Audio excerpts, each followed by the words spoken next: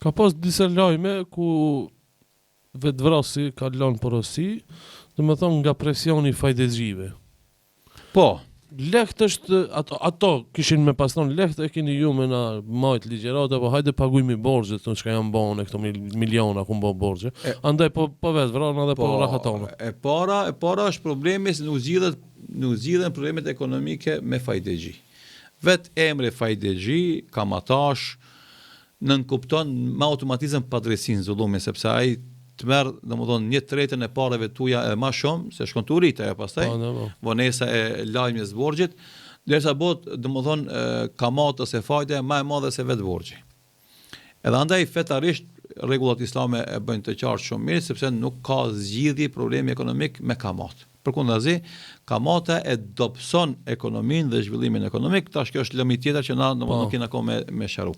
Andaj na I këshillojmë njerëzit mos tentojnë me zgjidh problemet ekonomike me fajdexhi, me kamat.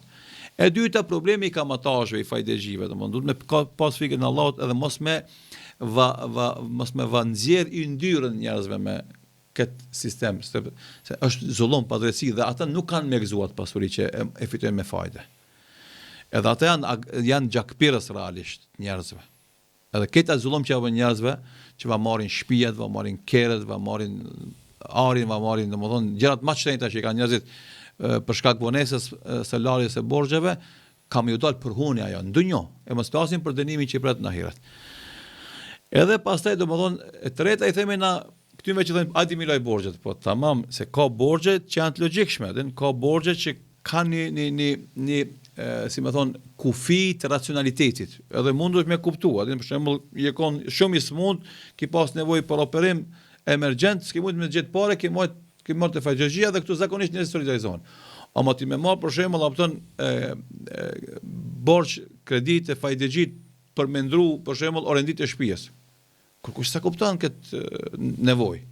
Ose për me ndru kerrin, me bleni kerr më të mirë. Kur kush sa kupton këtë nevojë. Ose zoti mos e bëhet që ka kësi raste vetëm me shkum pushim, thënë. Edhe thash, hajde ti më laj borxhet. Jo, kur kush ti la borxhet. Ama po nëse ke marrë të parët se tu kanë ndesh shpejt edhe s'ke mujt me gjet për një rast operimi urgjent, këtë njerëz solidarizohen me ty. Megjithëse ke gabue, apet dalin ndihmë.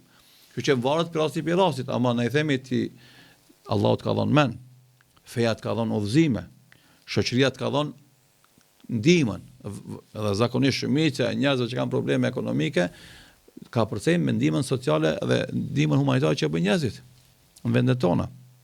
Qortimi është shumë në rregull. Mirë, po personi mo veç ka hin fell.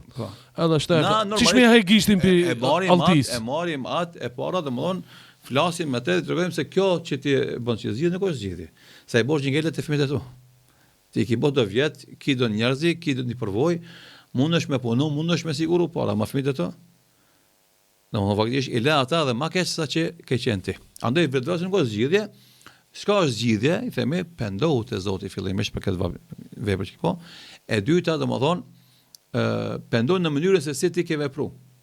Edhe nisja puno me drejtësi, puno me djers, edhe nisja laj borxhin më sa mundesh dhe kërkon ndihmë prej tjerëve me borxhe jo të fajdexhive, borxhe njerëzve human, që ti lash borxhet e fajdexhive e masë ka pak ti thesh borxhet e njerëzve human, edhe këtu kemi pas bashkëpunim sa të dush. Shef njëri kur të pendohet te Zoti, Allah I bën rrugdalje. Jep zgjidhje dhe rrugdalje. Andaj ajeti kuranor është shumë I qartë, ai që ka frikë Zotin, Allahu I jep atij rrugdalje dhe zgjidhje dhe e furnizon ka nuk e pret.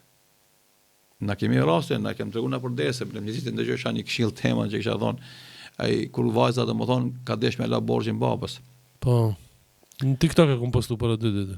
Don ajo ka thonë, un jam I gatshëm të martona edhe me një plak veç t'ja loj borxhin babës sepse e du babën më shumë se vetveten time. Edhe ka ardhur ai plaku me pretekst martesën, ka thonë, "Çe borxhin e babës, edhe shko çe parë ti për ty, shko marto me ka dush se masi ti e do të çash shumë babën tan, edhe kanë e gatshme me sakrifiku jetën tonë, ardhmërinë tonë, atë ti meriton çdo ndihmë dhe përkrahje ndihme." Edhe ka plot shembuj të këtilla. Nuk kanë fantazi atin, po janë ndodhi reale që I kemi lexuar na domethënë për njerëzve që I kanë përjetuar ato raste ose do thotë I kanë dëgjuar për vet protagonistëve këto raste.